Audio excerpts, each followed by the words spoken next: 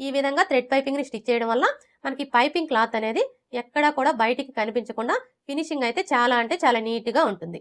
Customer blouses అనుకోండి మనం amount కూడా ఎక్కువ తీసుకోవచ్చు. హాయ్ అండి, ఈరోజు ఈ వీడియోలో హెమ్మింగ్ పద్ధతిలో థ్రెడ్ పైపింగ్ని ఈజీగా ఎలా స్టిచ్ చేసుకోవాలో చూద్దాం. చూడండి, ఫస్ట్ అయితే మనం ఏ కలర్ క్లాత్తో అయితే పైపింగ్ వేసుకోవాలి అనుకుంటున్నామో ఆ కలర్ క్లాత్ని తీసుకొని ఈ విధంగా 1 ఇంచి లేదా 1.5 ఇంచుల వెడల్పుతోటి మీరు స్ట్రైట్ పీస్ అయినా తీసుకోవచ్చు, లేదంటే క్రాస్ పీస్ అయినా తీసుకోవచ్చు. ఎలా తీసుకున్నా కూడా ప్రాబ్లం ఏమీ లేదు. అంటే ఇక్కడ మనం హెమ్మింగ్ పద్ధతిలో థ్రెడ్ పైపింగ్ వేస్తున్నాం కాబట్టి మనం ఈ క్లాత్ అనేది ఎలా అయినా తీసుకోవచ్చు. అదే మీరు డైరెక్ట్గా ఇదే క్లాత్ తోటి పైపింగ్ వేయాలి అనుకుంటే మాత్రం ఖచ్చితంగా క్రాస్ పీసే తీసుకోవాలి, స్ట్రైట్ పీస్ తీసుకోకూడదు. ఇక్కడ నేనైతే క్రాస్ పీసే తీసుకున్నానండి. అలాగే హెమ్మింగ్ పట్టీ కోసం ఈ విధంగా 1.5 ఇంచుల వెడల్పుతోటి క్రాస్గా ఉండే పీసెస్ని కట్ చేసుకోవాలి. ఇప్పుడు మనం కట్ చేసుకున్న ఈ పీసెస్ని విడివిడిగా జాయింట్ చేసుకోవాలి. చూడండి, ఈ పీసెస్ని జాయింట్ చేసుకునేటప్పుడు ఫస్ట్ అయితే ఒక పీస్ని తీసుకొని ఈ విధంగా పెట్టేసుకోండి. ఇప్పుడు మరలా ఇంకొక పీస్ని తీసుకొని ఈ విధంగా పెట్టేసుకోవాలి. ఇలా పెట్టేసుకొని ఇప్పుడు ఈ కార్నర్ దగ్గర నుంచి స్టార్ట్ చేసుకొని ఈ కార్నర్ దగ్గరికి స్ట్రైట్గా ఒక స్టిచ్ వేసుకోవాలి. చూడండి, మీరు ఈ స్టిచ్ వేసుకునేటప్పుడు దగ్గర కుట్టు పెట్టుకొని స్టిచ్ చేసుకోండి.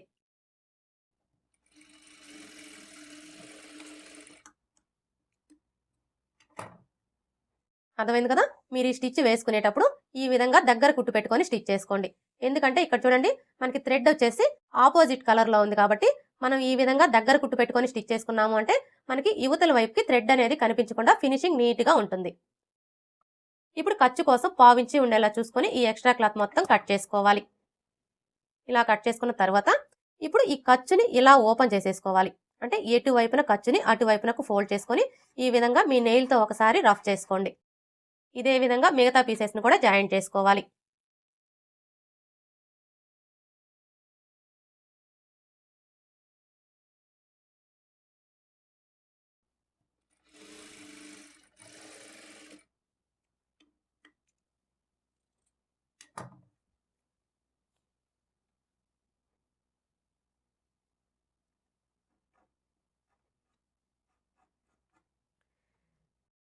ఇలా జాయింట్ చేసేసుకున్న తర్వాత ఇప్పుడు ఈ పీసెస్ని కూడా ఇదే విధంగా జాయింట్ చేసుకోవాలి.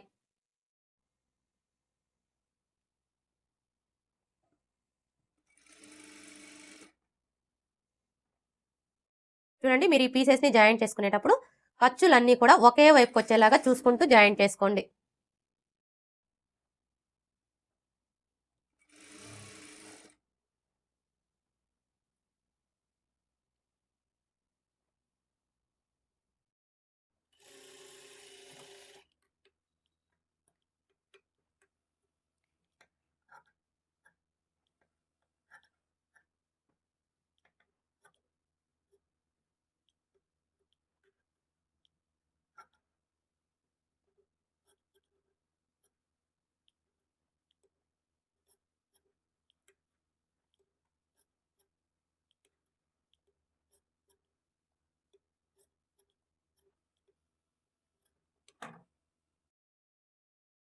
చూసారు కదా?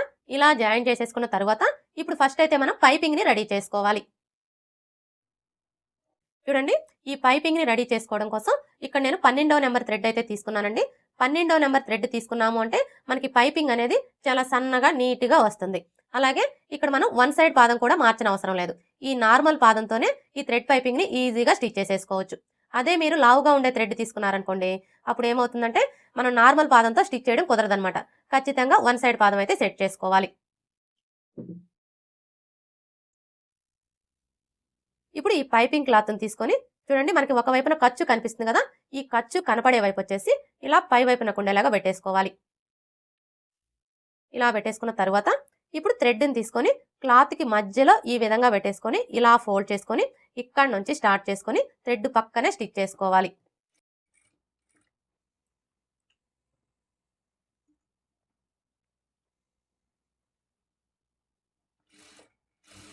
చూడండి, మీరు ఇలా స్టిచ్ చేసుకునేటప్పుడు క్లాత్ని కొంచెం ఇలా లాగినట్లుగా పట్టుకుంటూ స్టిచ్ చేసుకోండి. ఇలా స్టిచ్ చేసుకున్నాము అంటే మనకి థ్రెడ్ పైపింగ్ అనేది ఎక్కడా కూడా లూజ్ అనేది రాకుండా స్టిఫ్గా నీట్గా వస్తుంది.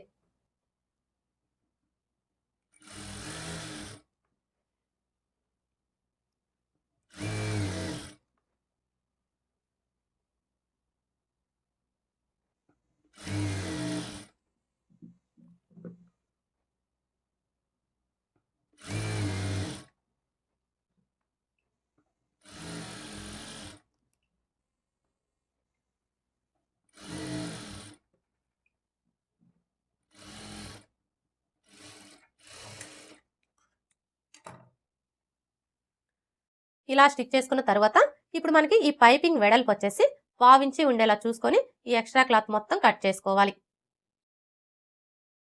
స్టార్టింగ్ నుంచి ఎండింగ్ వరకు కూడా మనకి పైపింగ్ అనేది ఒకే వెడల్పు ఉండేలాగా చూసుకుంటూ ఈ ఎక్స్ట్రా క్లాత్ మొత్తం కట్ చేసుకోవాలి.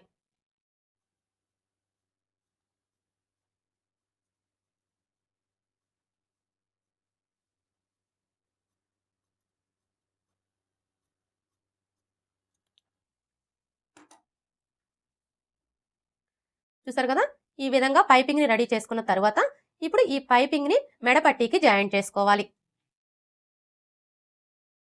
చూడండి, ఈ మెడపట్టీకి జాయింట్ చేసుకునేటప్పుడు మనకి ఖర్చు కనిపిస్తుంది కదా, ఈ ఖర్చు వచ్చేసి కింది వైపునకు ఉండేలాగా ఈ విధంగా పెట్టేసుకోవాలి. ఇలా పెట్టేసుకొని ఇప్పుడు మనం రెడీ చేసుకున్న ఈ పైపింగ్ ని తీసుకొని ఇక్కడ నుంచి ఈ విధంగా పెట్టేసుకొని ఇక్కడ చూడండి ఆల్రెడీ మనకి స్టిచ్ కనిపిస్తుంది కదా, ఇప్పుడు ఇదే స్టిచ్ మీద స్టిచ్ చేసుకోవాలి. ఎక్కడా కూడా మనకి స్టిచ్ అనేది థ్రెడ్ మీద పడకుండా థ్రెడ్ పక్కనే పడేలాగా స్టిచ్ చేసుకోవాలి.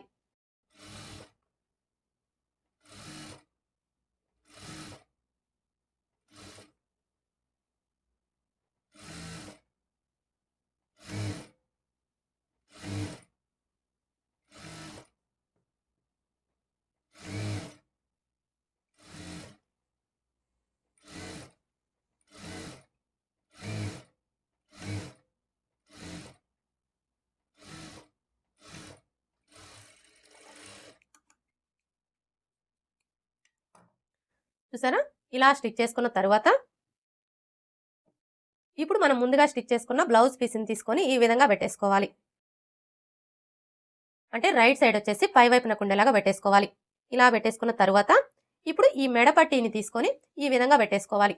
చూడండి, మనం మెడపట్టీని ఈ విధంగా పెట్టేసుకున్నప్పుడు ఈ పైపింగ్ వచ్చేసి కింది వైపునకు ఉండేలాగా చూసుకోవాలి. అర్థమైంది కదా, మనకి ఈ పైపింగ్ వచ్చేసి మెడపట్టీకి అలాగే బ్లౌజ్ పీస్కి మధ్యలో ఉండేలాగా చూసుకోవాలి. ఇలా పెట్టేసుకున్నప్పుడు మనకి మెడపట్టీ క్లాత్ వచ్చేసి ఈ కాజా పట్టీ కంటే కూడా ఈ విధంగా 1/2 ఇంచి ఎక్స్ట్రా ఉండేలా చూసుకొని ఇక్కడ నుంచి స్టార్ట్ చేసుకొని ఇక్కడ చూడండి ఆల్రెడీ మనకి స్టిచ్ కనిపిస్తుంది కదా, ఇప్పుడు ఇదే స్టిచ్ మీద స్టిచ్ చేసుకోవాలి. అలాగే మీరు ఇలా స్టిచ్ చేసుకునేటప్పుడు బ్లౌజ్ పీస్ని అస్సలు లాగకూడదండి. లాగకుండా ఈ విధంగా నిదానంగా స్టిచ్ చేసుకోవాలి.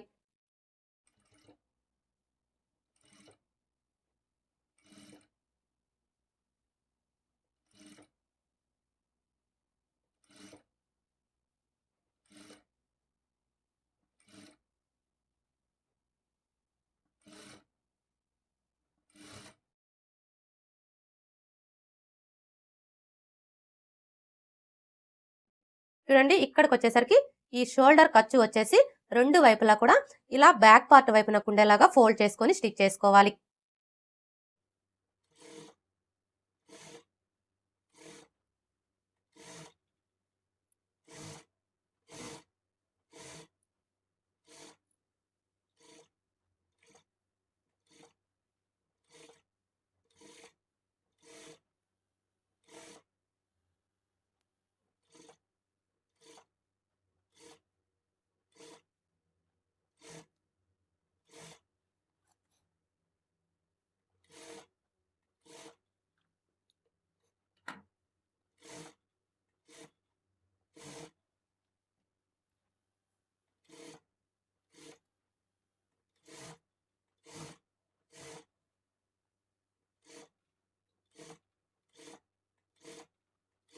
చూడండి, ఈ చివరికి వచ్చేసరికి మనకి మెడపట్టి క్లాత్ వచ్చేసి ఉక్స్ పట్టీ కంటే కూడా ఇలా 1/2 ఇంచి ఎక్స్ట్రా ఉండేలా చూసుకొని ఈ విధంగా కట్ చేసేసుకోవాలి.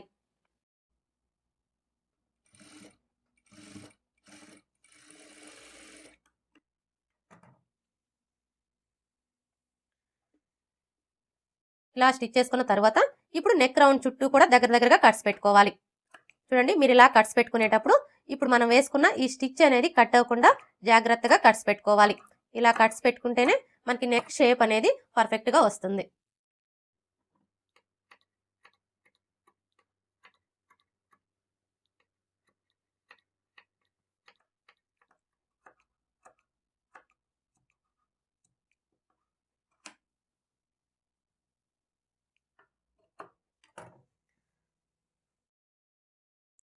చూసారు కదా, ఈ విధంగా నెక్ రౌండ్ చుట్టూ కూడా దగ్గరగా కట్స్ పెట్టుకోవాలి.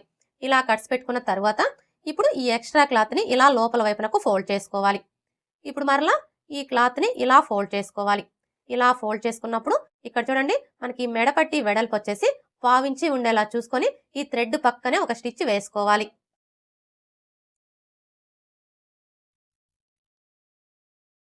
ఎక్కడా కూడా మనకి స్టిచ్ అనేది థ్రెడ్ మీద పడకుండా థ్రెడ్ పక్కనే పడేలాగా స్టిచ్ చేసుకోవాలి.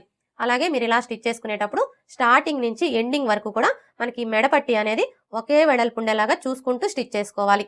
అప్పుడే మనకి ఫినిషింగ్ అనేది నీట్గా ఉంటుంది.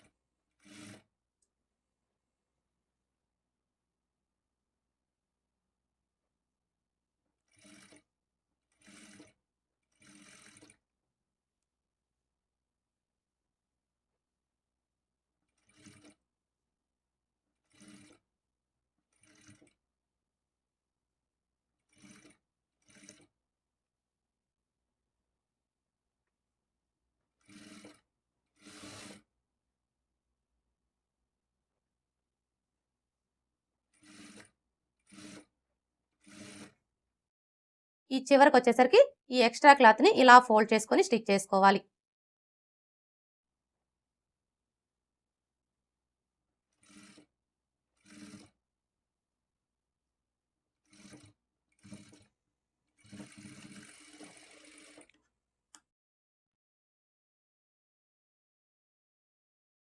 ఇలా స్టిచ్ చేసుకున్న తర్వాత ఇప్పుడు ఈ ఎక్స్ట్రా క్లాత్ మొత్తం కట్ చేసుకోవాలి.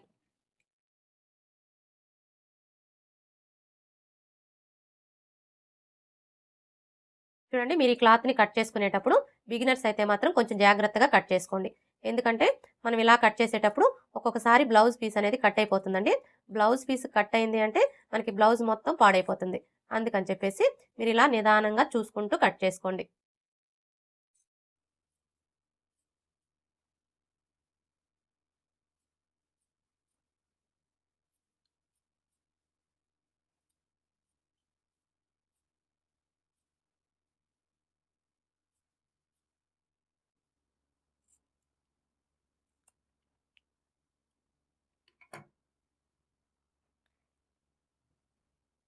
చూసారా ఈ విధంగా ఎక్స్ట్రా క్లాత్ మొత్తం కూడా కట్ చేసుకోవాలి.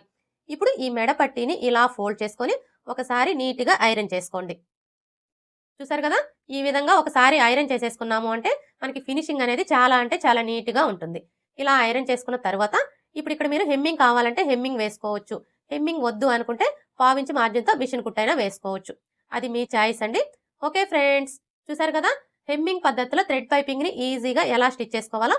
ఈ విధంగా థ్రెడ్ పైపింగ్ని స్టిచ్ చేయడం వల్ల మనకి పైపింగ్ క్లాత్ అనేది ఎక్కడా కూడా బయటికి కనిపించకుండా ఫినిషింగ్ అయితే చాలా అంటే చాలా నీట్గా ఉంటుంది. కస్టమర్ బ్లౌజెస్ అనుకోండి మనం అమౌంట్ కూడా ఎక్కువ తీసుకోవచ్చు. ఈ వీడియో కనుక మీకు నచ్చినట్లయితే లైక్ చేయండి, షేర్ చేయండి, అలాగే సబ్స్క్రైబ్ చేసుకోండి. Thanks for watching.